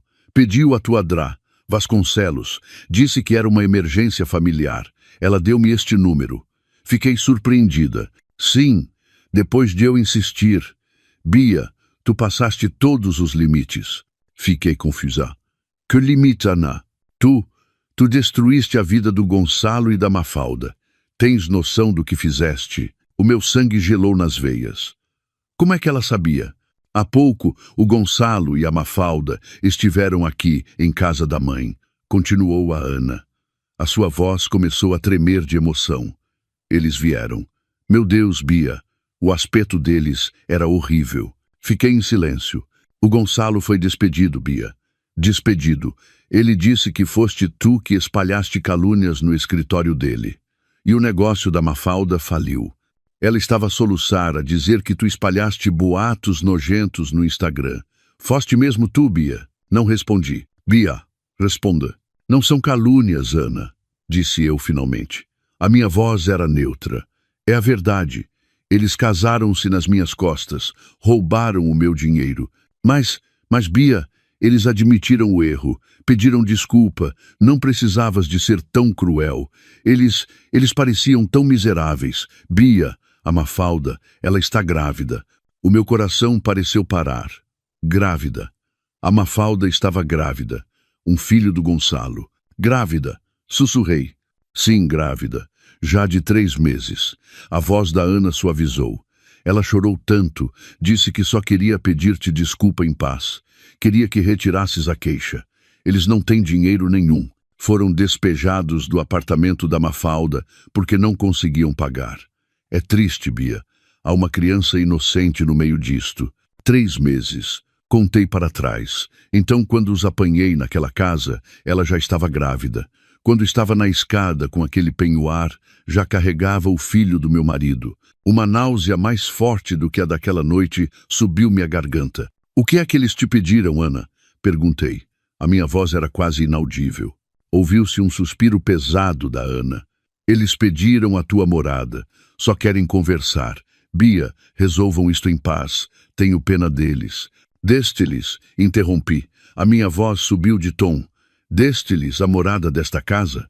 Bia, ouve primeiro. Eles só queriam. Ana, gritei. Tu não sabes de nada. Não sabes o que eles me fizeram. Como pudeste dar-lhes a minha morada? Mas eu tive pena deles, Bia. Eles ajoelharam-se à minha frente. Por causa daquela criança, tens de ter um pingo de consciência. Desliguei. Tremia violentamente. Ela deu a minha morada. A minha própria irmã, que eu tentei proteger deste drama, ficou do lado deles. Por pena, por causa de uma criança. Tranquei a porta da minha casa. Fechei as janelas e corri as cortinas. Eu sabia que eles viriam. Sentei-me numa cadeira, a olhar para a porta, à espera. Passou 1 hora. O meu coração batia forte a cada som de uma mota a passar na rua. E então ouvi passos lá fora e depois uma batida, suave, hesitante, toque-toque. Não me mexi. Toque-toque. Bia. A voz do Gonçalo era rouca e derrotada. Bia, eu sei que estás aí. A Ana disse-nos. Nós só queremos conversar. Fechei os olhos. Respirei fundo. Raiva, dor, nojo, tudo se misturou. Levantei-me. Fui até a porta. Não olhei pelo olho mágico. Destranquei a fechadura. Abri a porta. À minha frente estavam as 2 pessoas que um dia foram o meu mundo. Pareciam destroçados. O Gonçalo que eu conhecia era aprumado, carismático, cheirava a perfume caro. O homem à minha frente estava esgotado. O cabelo estava comprido e despenteado. Tinha barba por fazer. Vestia uma t-shirt desbotada e calças de ganga sujas. Os seus olhos, outrora argutos, estavam agora vazios e desesperados. E a Mafalda, ela parecia ainda pior. Não tinha maquilhagem, o rosto estava pálido e inchado. O cabelo, sempre impecavelmente arranjado, estava agora preso num rabo de cavalo desleixado. Vestia um roupão de casa gasto. E sim, a sua barriga, debaixo do roupão, mostrava uma pequena saliência. A prova física da traição deles. Assim que me viu, os olhos da Mafalda encheram-se de lágrimas. Bia, sussurrou ela e fez algo inesperado. Caiu de joelhos à minha frente, no chão de cimento sujo da minha casa. Inclinou-se. Beatriz, perdoa-me, eu imploro, soluçava ela. As suas mãos tentaram tocar nos meus pés, mas eu dei um passo para trás. A culpa é minha, Bia. Sei que agi terrivelmente. Sou um demônio. Admito a minha culpa, mas por favor, Bia, por favor. Ela chorava tão histericamente que os seus ombros tremiam. Levantate, disse com voz fria. Não, Bia. Não me levanto até que me perdoes. Eu disse, levantate. Repeti, mais bruscamente. Es nojenta. As minhas palavras fizeram-na estremecer. Ela olhou para mim com os olhos molhados. Gonçalo, que até então estava parado como uma estátua, finalmente moveu-se. Puxou a Mafalda pelos ombros, forçando-a a levantar-se. Beatriz, disse Gonçalo com voz pesada, nós viemos aqui não para... Para quê? Interrompi. Para pedir desculpa ou para pedir dinheiro? Gonçalo estremeceu, como se tivesse levado uma bofetada. A minha carreira está destruída, disse ele baixinho, olhando para mim. Aquele correio eletrônico, foste tu? Tu enviaste-o para o meu escritório. Não confirmei nem neguei. Apenas o encarei. Fui despedido, Bia. Despedido. O meu nome está manchado. Estou na lista negra de todas as empresas financeiras.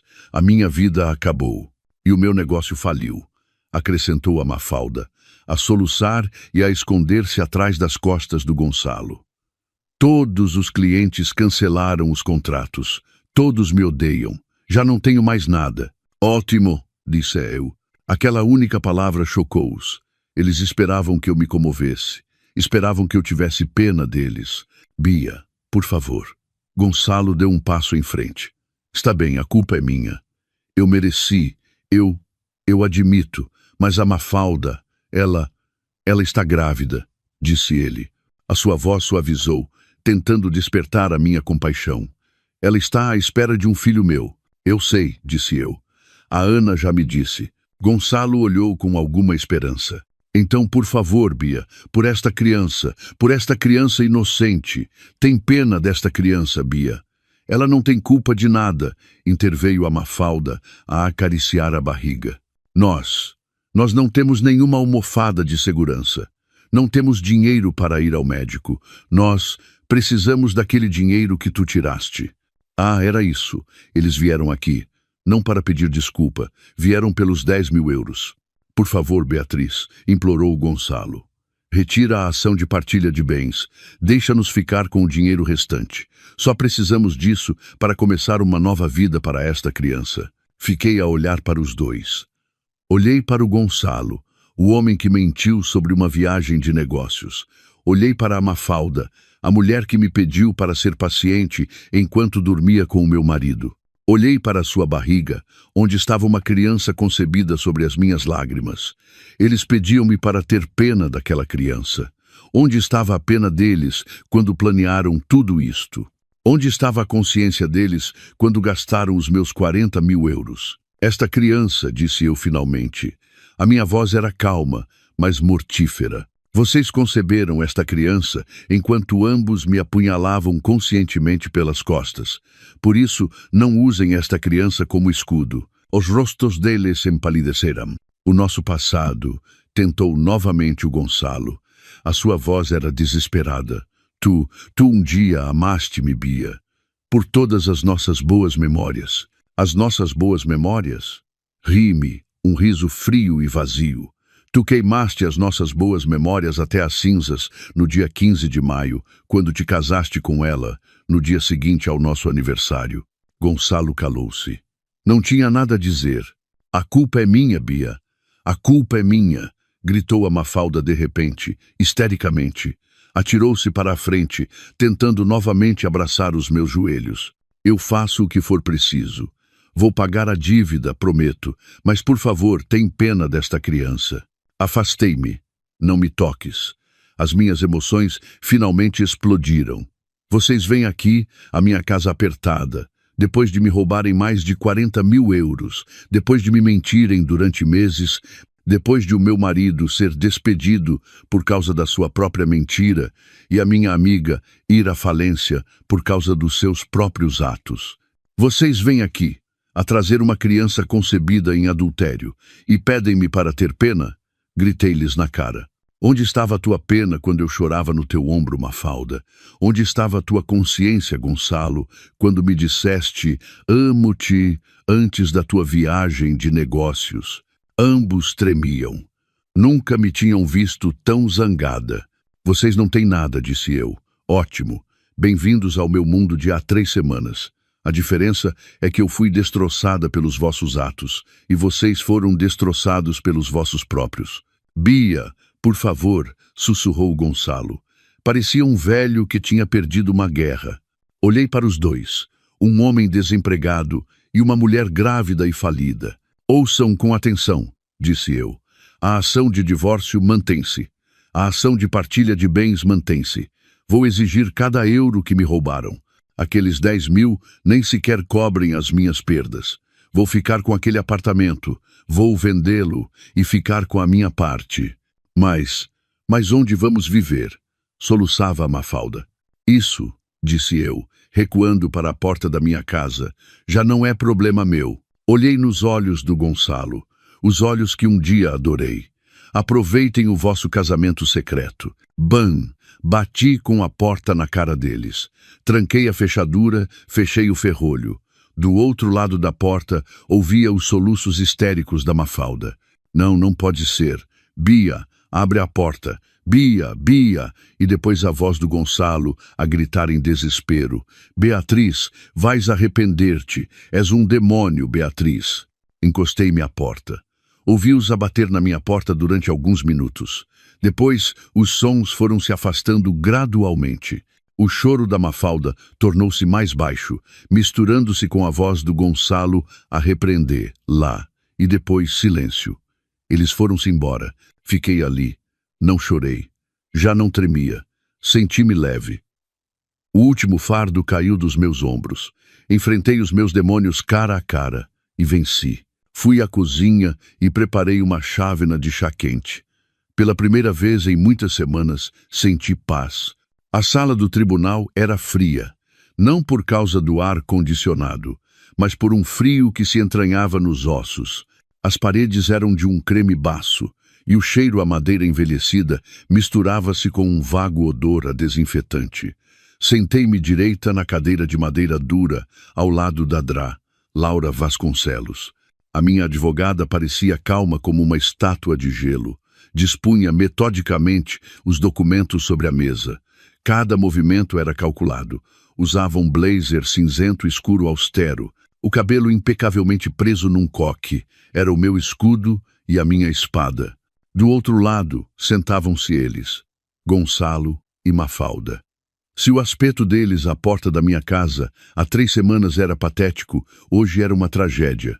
Gonçalo vestia uma camisa claramente demasiado grande para ele, provavelmente emprestada.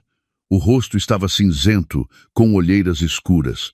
Parecia um homem que não dormia há dias. Mafalda, por outro lado, tentava. Estava maquilhada, mas a maquilhagem era demasiado espessa, tentando esconder um rosto inchado e pálido. O vestido de grávida largo que usava não conseguia esconder a sua barriga já proeminente. Estava sentada, curvada. As suas mãos acariciavam constantemente a barriga, como se fosse a sua única proteção. Ao lado deles, sentava-se um jovem advogado nervoso que limpava constantemente o suor da testa com um lenço. A Drá. Laura olhou de relance para eles e depois sussurrou-me, sem se virar. Vão usar a cartada da gravidez. Não se deixe provocar. Olhe diretamente para a juíza. Não mostre emoções. Hoje, a Beatriz gelou. Assenti. O meu coração batia descontroladamente, mas por fora eu era uma fortaleza. De pé. O tribunal vai dar início à sessão, anunciou o oficial de justiça. Levantamo-nos. Entrou a juíza-presidente, uma mulher de meia idade, austera, com óculos de armação grossa, e 2 juízes assessores ao seu lado. Sentamo-nos. A presidente abriu o processo. Dá-se início à audiência do processo de divórcio número tal, entre a requerente Beatriz e o requerido Gonçalo. Ambas as partes estão presentes. A requerente está presente, meritíssima, disse a Drá. Laura com voz clara e forte. O requerido está presente, meritíssima, respondeu o jovem advogado. A sua voz tremia ligeiramente. Muito bem, disse a juíza. A mediação foi declarada infrutífera. Passamos à apresentação de provas e petições. Virou-se para o advogado do Gonçalo. Da parte do requerido, contestam o pedido de divórcio e apresentam uma reconvenção sobre a partilha de bens. Correto? Correto, meritíssima, disse o advogado, ganhando coragem. O meu cliente opõe-se ao divórcio, e se o divórcio for inevitável, o meu cliente exige uma partilha justa dos bens comuns. Também contestamos as ações da requerente de congelar e transferir fundos da conta conjunta unilateralmente. Adra. Laura anotava algo em silêncio. O advogado do Gonçalo continuou. Meritíssima, é o meu cliente Gonçalo, a vítima aqui. Estremeci. Vítima. Adra. Laura pousou a mão sobre a minha, pedindo calma. Foi a requerente Beatriz, continuou o advogado, a sua voz a ganhar confiança, como se estivesse a ler um texto decorado, que agiu de má fé. A requerente tinha outro homem. Era isso, exatamente como Adra. Vasconcelos tinha previsto. Objeção meritíssima, trovejou a voz da Drá. Vasconcelos. É uma acusação infundada. Objeção aceite. Advogado do requerido, prossiga com provas, não com suposições, disse a juíza. Sim, meritíssima. A prova é que a requerente chegava frequentemente à casa tarde, sem motivos válidos. A requerente tinha uma conta pessoal secreta, da qual o marido não sabia, o que indica claramente a sua intenção de sair. E o mais importante, meritíssima, na noite em que o meu cliente foi acusado de infidelidade, a requerente não voltou para casa. Ela deu entrada numa pensão. Ele fez uma pausa, deixando a palavra pensão pairar no ar. A pensão econômica, uma pensão barata, de encontros. Por que é que uma esposa decente daria entrada numa pensão assim, sozinha, à meio da noite, se não para se encontrar com alguém? Gonçalo olhou para mim do outro lado da sala, um olhar de puro ódio. Ele acreditava mesmo na sua própria mentira. Portanto, meritíssima, concluiu o advogado, estamos convencidos de que foi a requerente que cometeu adultério.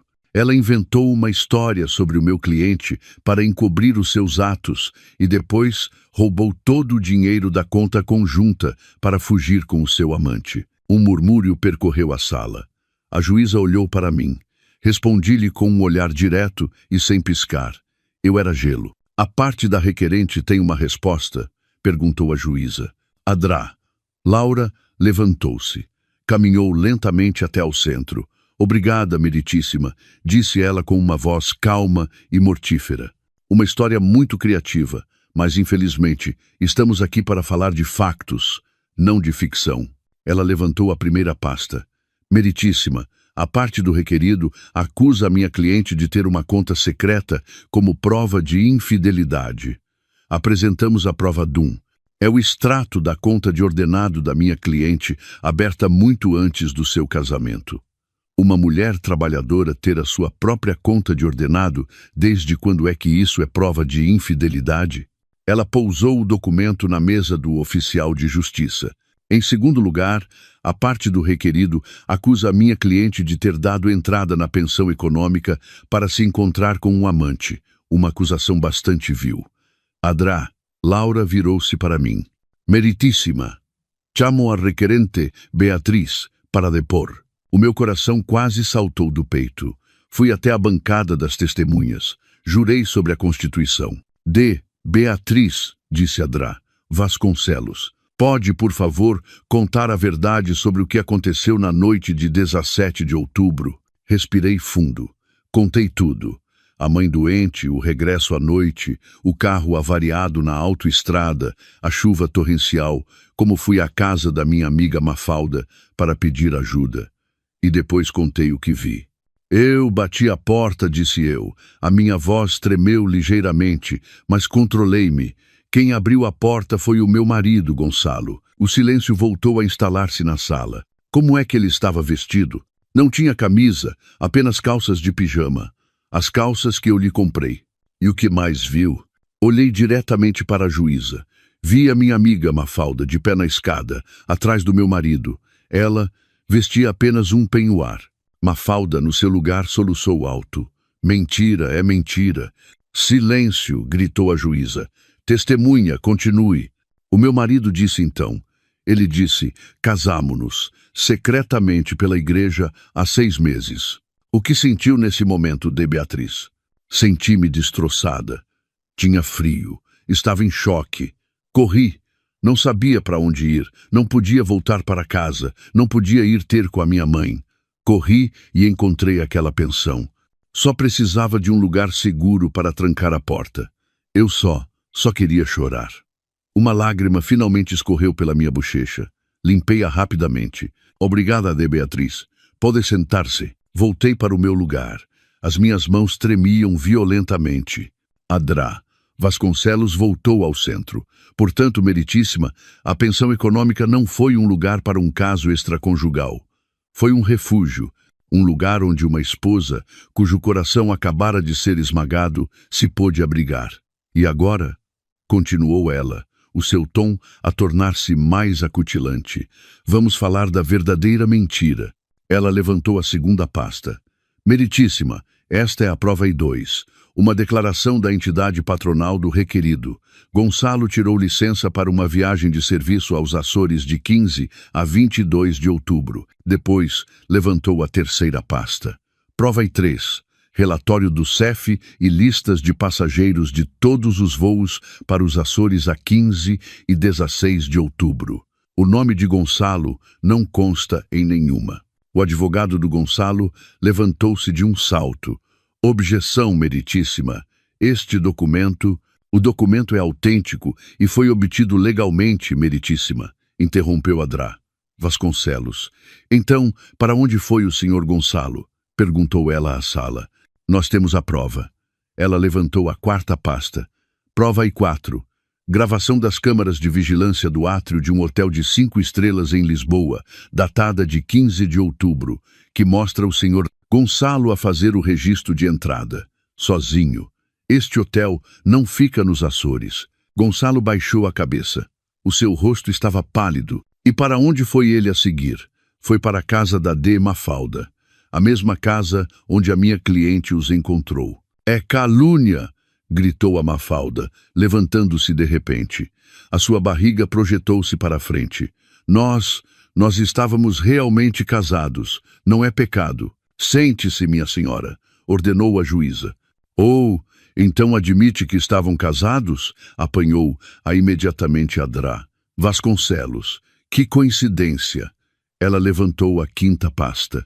Prova 5. Fotocópia da certidão do casamento religioso em nome de Gonçalo e Mafalda. Olhou para o Gonçalo. Sabe em que data se realizou este casamento, senhor Gonçalo? Gonçalo ficou em silêncio, petrificado. Deixe-me ajudá-lo, disse Adrá. Vasconcelos. 15 de maio. No dia seguinte, ao seu terceiro aniversário de casamento com a minha cliente Beatriz. Meu Deus! Murmurou um dos juízes assessores.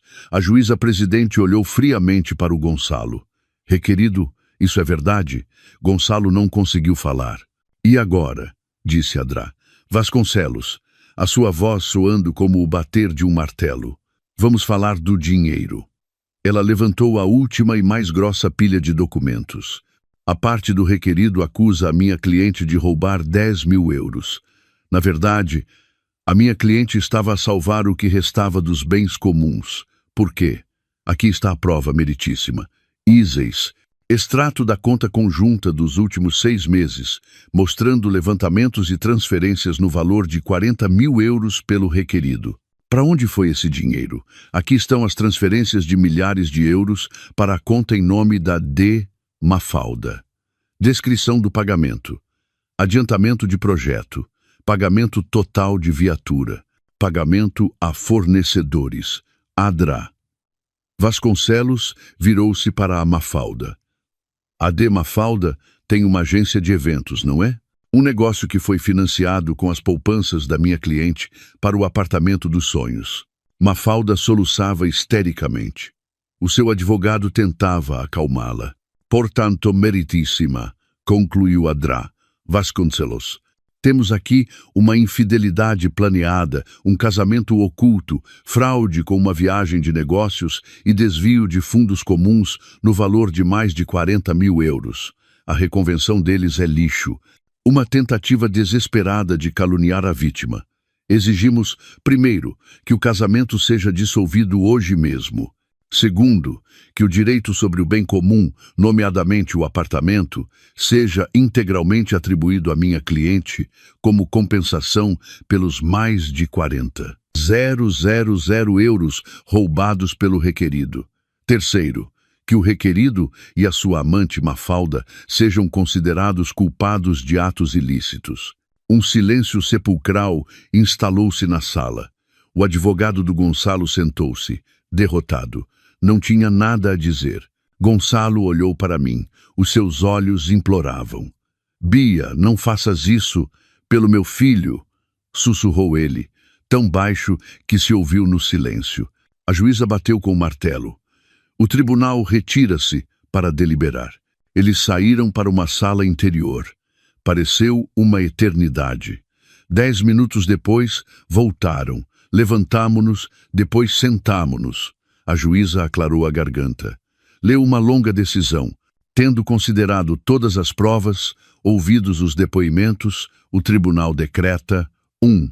Julgar procedente o pedido de divórcio da requerente Beatriz. O casamento é dissolvido com data de hoje.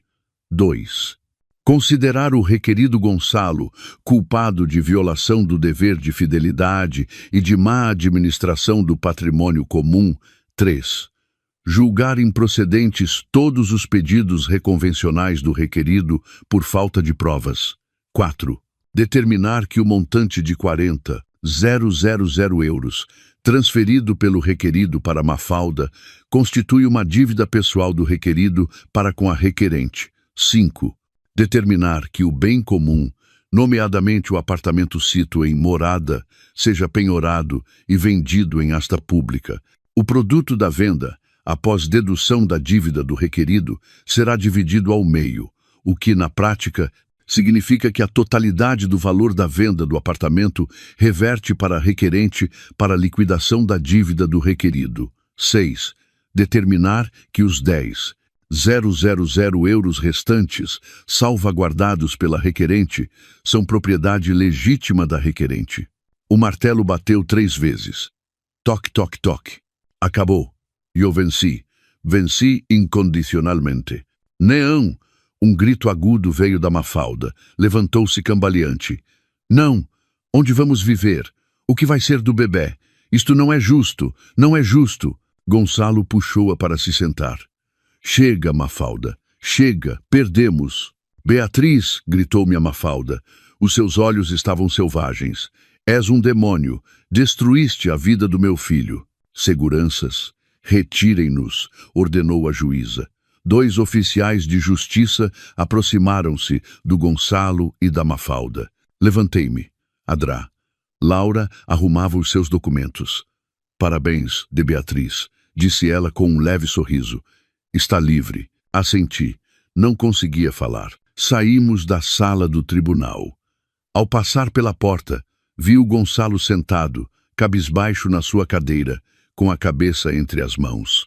A Mafalda soluçava histericamente no ombro do seu advogado. Continuei a andar. Não olhei para trás.